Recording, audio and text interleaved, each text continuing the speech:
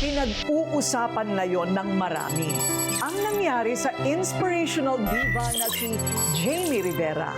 Ang kanyang boses biglang nawala na parang bula. Halos 2 buwan siyang walang pagsasalita. Wala kasing lumalabas na boses sa kanyang bibig. Natapat pang kasado na ang konsyerto niya sa mismong Valentine's Day. Siguro nga talaga love siya ni Lord dahil sa araw ng kanyang concert, aba, bigla siyang nagkaroon ng boses. Paano nangyari yon? Narito na ang buong kwento ni Jamie sa kanyang boses na nawala, binalik ng himala.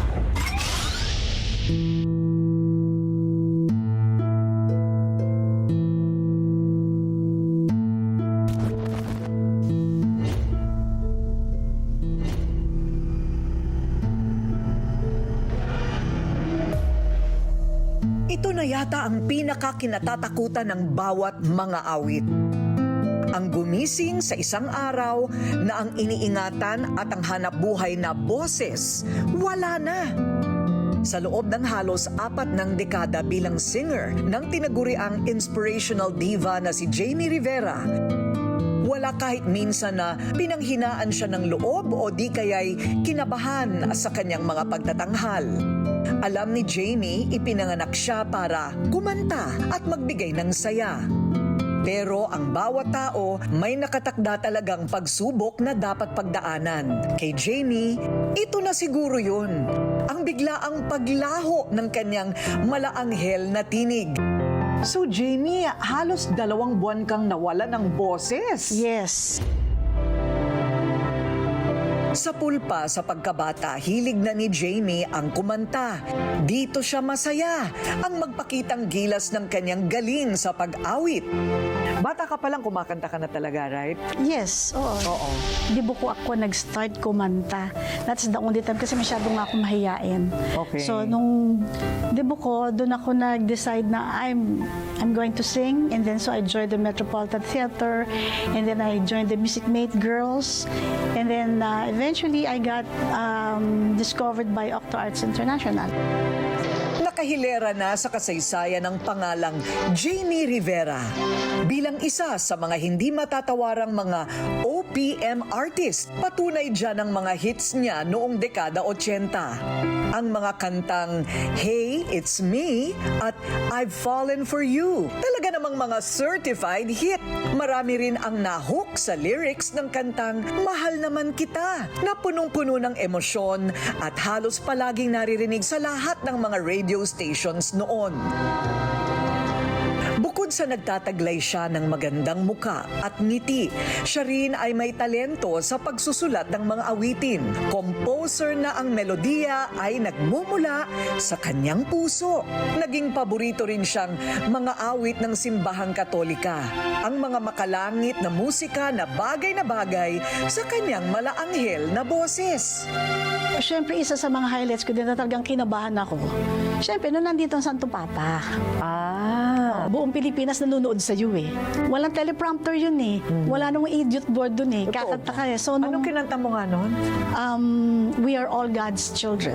Yun yung theme song ng ng Papal Visit. Yung mga bata, muntik ko makalimutan eh. Muntik ko sila makalimutan. Siyempre, nininervyos ka eh. Diba? Biro mo, kumakanta ka sa harap ni Pope Francis eh, di ba? Right. Tapos lahat ng tao sa'yo nakafocus eh. The whole world. The whole world, actually. Yes. Yun. So, yung isa yun sa mga kinabahan ako. Pero unforgettable. Yes, no? at unforgettable. Pero sa tagumpay ni Jamie sa larangang pinili, ang problema sa kanyang lalamunan ang naging malaking dagok na hindi niya naiwasan. Nakaramdam siya ng takot at pangamba pero hindi nawalan ng pag-asa. Iisa ang kanyang nilapitan at matinding kinapitan. Ang nasa itaas na siya ring nagregalo daw ng kanyang tinig. Your faith carried you through. Yes. Naging banal ka ba? Naging religious ka ba? Dahil pagkatapos mong maging inspirational diva? Na-renew yung faith ko. Kasi ito yung parang binalik sa akin ni Lord yung question na, parang ano ka na, nagiging complacent ka na masyado. Yung ganon. Nagiging dry na yung faith ko. Parang sometimes I question. Ganon. But with the Lord, pwede mo siya i-confront eh. Sa totoo lang. Ako kasi si Lord kasi parang meron akong personal relationship with Him talaga. Sabi ko, Lord, ano ba? Bukas na concert. Ganyan ako makapagsalita sa Kanya. Lord, sige na, pahiram muna. Pahiram, babalik ko rin sa'yo. Yung ganon. Cool ka lang. The faith ko kay Lord, kumbaga, na-renew. Marami ang mga hindi nakakaalam. Ang biglaang pagkawala ng boses ni Jamie ay hindi lang unang nangyari. 3 beses na pala itong naulit. The first time was in 2011. Okay? So, nagtataka kami, bakit nawawala? Hindi ako makakanta. Tumagal ng 3 buwan ng kalbaryo ni Jamie sa kanyang lalamunan. Nagpatingin ako sa doctor, ang sabi nga, acid reflux. And then, nagpag-turn to laryngitis. So, para sa mga dumadaan din sa ganyan, I'm sure marami. No? Yes. Ano ba yung therapy na ginawa mo? Okay, I went to Miss Kichi Molina. Si Miss Kichi Molina, she's a voice coach, speech therapist. Tinuruan niya ako na kunin lahat ng air from my abs, from my abdomen. Ganon. Dapat meron kang hangin. Kukunin mo yung hangin dito sa abs mo. Yung ganyan. Okay. Yan. So may exercises siyang binigay. On stage, talagang ginamit ko. What will you address first? The laryngitis or the acid reflux? I guess both. Both. Ang inakalang nalunasan na karamdaman na umatake noong 2011, muling dumalaw sa inspirational diva noong 2019. Concert namin ng The Company ng 2019. Wala rin akong boses. Pero on stage, biglang magugulat ka na lang, eto na. Wow. Eto na yung boses mo. So, I knew that the Lord will be with me on stage. Pero nito lang nakaraang taon, mas naging aktibo ang problema sa lalamunan ni Jamie. Oktubre matapos magpunta sa New York para sa kasal ng kanyang anak at Disyembre naman sa Europa. Nakaranas ang singer ng bronchitis, dahilan para siya ay mahirapan na huminga. Sa pagkakataong iyon, hindi lang pala laryngitis, acid reflux at upper respiratory syndrome ang naging finding sa kanya ng doktor. May mas malalim palang dahilan ng kondisyon ni Jamie. Ito ang muscle tension na dulot ng rheumatoid arthritis. Recent ko na nawalan ako talaga ng boses. Because I traveled so much. After Taiwan, ang init-init, pagbalik ko sa Pilipinas, may ubo na ako. Umalis ako, October, pupunta Amerika, na sobrang naman ang lamig. Pagbalik ko dito sa Pilipinas, hindi pa ako nakaka-recover. Umalis na naman ako papuntang Europe. Pagod yan. Yes. Pagod, tsaka pa iba-ibang temperatura. Yes, winter. Winter na sa Europe eh. When I went there. So, sobrang lamig. So, pagbalik ko dito, ubo na ako na ubo. Ito na yung 3rd time. Yes. Okay. The doctor wanted me to be confined, but takot ako sa hospital eh. So, hindi ako nagpa-confine. Hanggang hindi nga ako nakaka-recover. Dire-diretso yung ubo ko, dire-diretso na, tapos pati na yung lahat na, up until the concert. Nawala na ako talaga ng boses, totally. Ang laryngitis o ang inflammation ng larynx ay normal nang nagiging sakit ng mga singer. Kabilang sa mga kilalang mga awit na nakaranas na ng ganito ay sina Regine Velasquez, Lani Misalucha, Arnel Pineda, Gary Valenciano at marami pang iba. Pero ang rheumatoid arthritis ay iba at mas komplikado. Bawat sakit daw na ito, may pagkakaiba ang epekto. For 3 months, I'm not talking. Ganon. So, ang ginagawa ko, pag tumawag ako, may whiteboard ako. Sabihin ko, hello? Magaganyan ako. Gaganyan ako sa mga tao. sa ikinasang konsyerto nitong Pebrero. Puno ng kumpiyansang sinabi ni Jamie sa kanyang mga kasama, ituloy ang Valentine concert, anuman ang mangyari. Sigurado daw siya na hindi siya bibiguin ni Lord.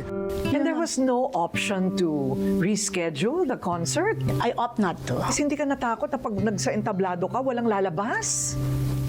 Alam mo, Corina, ang lakas ng faith ko eh. Marami ang nag-alala at nagbigay payo kay Jamie. May mga tips pa nga ang iba para gumaling daw agad. Lahat yun ipinagpapasalamat ng singer. So within the 3 months na wala kang boses, tuloy-tuloy lang yung paghihilom mo. Yes. And you had to take steroids. I had to take steroids ganun, because I have RA. I have rheumatoid arthritis. If you have rheumatoid arthritis, a certain muscle from in your throat, it gets inflamed. Rehearsal na namin. Kailangan ko na siyang may boses. We ask for steroids na injectable. Makakanta akong konti, alam mong hindi mo ma-reach yung mga notes mo, and my songs are high. When I wake up in the morning, sasabihin ko, sound check, sound check. Kaya ganun ako. Tapos sasabihin ko, I have a love. Magbarig ko na sa dulo ko na hindi ko kaya notes. The whole day. Parang kami anxiety ka na, nadidepress ka na. Ang boses ang kaluluwa ng isang singer. At sa kabila ng matinding pagsubok na naranasan ni Jamie, pinatibay daw ito ang kanyang faith. Natuklasan din niya na mayroon palang patron o santo para sa mga may problema sa lalamunan at boses, si Saint Blaise. Parang milagro, ano? I really consider it as milagro. Because it isn't like you were slowly gaining back your voice. You Yes. still had no voice right before the concert. Yes. Sa kanyang malalim na pananampalataya, ang imposible naging posible. Sa araw mismo ng kanilang Valentine concert ni Raymond Lauchenko, ang boses niyang nawala, ibinalik daw ng isang himala. Nung ando na ako sa backstage na ako na ito, natatawagin na ako. Sabi ko, Lord, it's all yours. This is it. Sabi niya, alam mo, sabi ni Lord sa akin, kumanta ka lang. Basta kumanta ka, ako bahala sa'yo. Sagot kita. And when I heard my voice, kundi ito na to, wala nang tipid-tipid, todo. Lumabas. How I wanted my voice to sound, I heard it. The reactions of people they were surprised that you were such a performer. Ano bang ginawa mo? Sumayaw-sayaw ka pa daw. Ay. So, Oo. Nag-sex bomb ako. Nag-sex bomb ka? Talaga ba? Paano yon? Ay, kunin na lang natin sa video ng performance niya. Sure. Oo. Wala namang opalite, ganyan. Ang nangyari kay Jamie Rivera ay hindi lamang kwento ng isang mga awit na nawala ng boses at muling nabawi. Ito ay malinaw na pagpapakita ng masidhing pananampalataya sa may likha. Ang kanyang kwento ng pagtitiwala at pag-asa sa gitna ng walang kasiguraduhan. I think lahat naman tayo, we all need a miracle at sometimes, di Yes. ba? Para lang... At one point in our lives, talagang Yeah. kailangan natin ng miracle. Oy dear, ang dami mo na. Ha? Marami ka ng miracle, ha? Marami na rin. But I think this was one of the closest calls. Yes, because when in your weakest time, that is the strongest that the Lord is with you. Ganon, ano? That's Yes. the lesson that is Yes. again taught to you Yes. in this episode. And one more thing na lesson na natutunan ko din is know yourself. Okay? Know your limits. Know your body. Consult the doctor. Do your part. Natutunan ni Jamie na ang boses ay hindi lamang nagmumula sa kanyang lalamunan, kundi higit sa lakas ng kanyang puso at hindi natitinag na pananalig. At dahil sa naging medyo kakaibang karanasan ni Jamie Rivera, meron siyang kanta na ibabahagi sa atin. What would that be? This is entitled My Life is in Your Hands, a song by Cathy Trocoli. It goes like this. My life is in your hands, and though I may not see it clearly, day I will lift my voice and sing, 'cause your love does amazing things. Lord, I know my life is in your